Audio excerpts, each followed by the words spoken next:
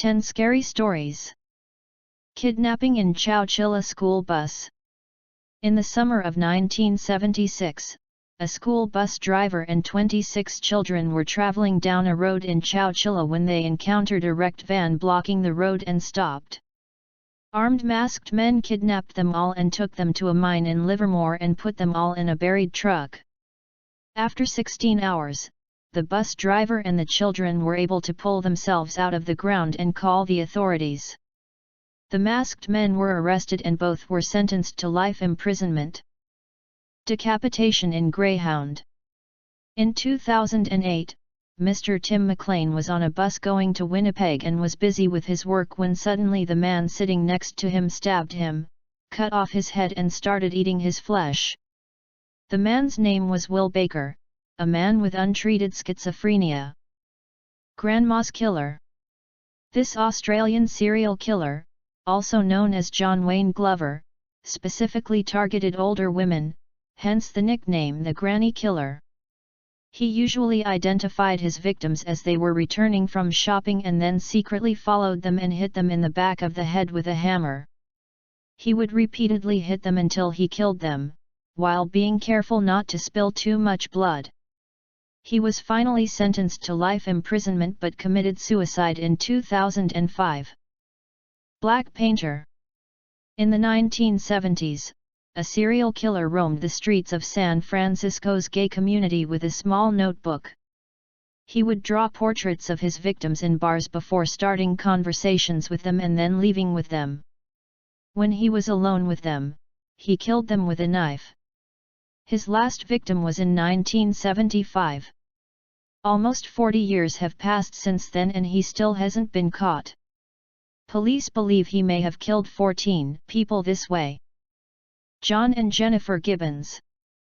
Nicknamed the Silent Twins, these twin sisters developed an unhealthy bond and cut themselves off from family, friends, and the entire outside world. They developed their own language, never spoke to anyone but themselves, and became completely isolated. This relationship resulted in psychological trauma and criminal behavior and a 5-week vandalism and multiple fires. They were imprisoned in a mental hospital for 11 years.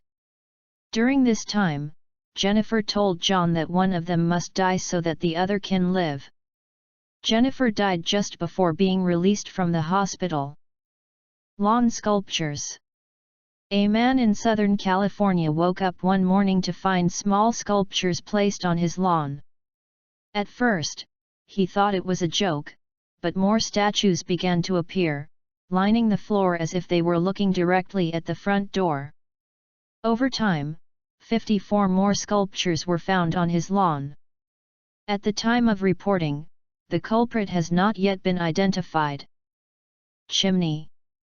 Joshua Vernon Maddox, 18, has been missing for more than a decade. He loved nature and hiking.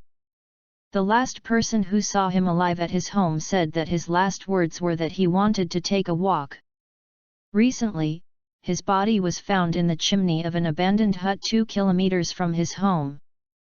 How he got there and how his body got out of the chimney remains a mystery. Some believe that he tried to enter the hut by going down the chimney but got stuck and died there. On the walls. A family living in the city of Schuylkill, when they decided to insulate their house, did not expect to encounter animal carcasses inside the walls of their house. The family found dozens of animal carcasses wrapped in old newspapers from the 1930s and 1940s. Apparently, at that time, a ceremony called poving or Dutch magic was performed to heal the sick, and one of its rituals was to sacrifice and hide the corpses of animals in the walls of people's living places. Unicorn Killer. Ira Einhorn, also known as the Unicorn Killer, murdered his fiancée in 1977 when she came home to collect her belongings after a messy breakup. He threw his fiancée's body in the trunk of his car and kept it there for 18 months without moving the car. After neighbors complained about the stench, authorities learned of his heinous crime, but Einhorn fled to Europe before being arrested, where he lived for more than 20 years. He is now serving his life sentence in prison without the possibility of parole. Pig breeder. This Canadian serial killer lures sex workers from Vancouver's red light district to his pig farm. On his farm, he would have sex with his victims before killing them, dismembering them, and feeding their flesh to his pigs. Sometimes he would grind up the dismembered body parts of his victims and mix them with animal meat and sell them to people. He killed a total of 49 women. After his arrest, he said that he had planned to kill another woman in the same way. Everton Bridge. This bridge, located near Dumbarton in Scotland, has had more than 50 reports of dogs suddenly running and jumping off the bridge, killing all of them. Hundreds of other dogs have jumped from this bridge for no reason, but survived. For this reason, this bridge is also called Dog Suicide Bridge. Perhaps not surprisingly, a number of rumors about paranormal activity in the area are passed down from generation to generation.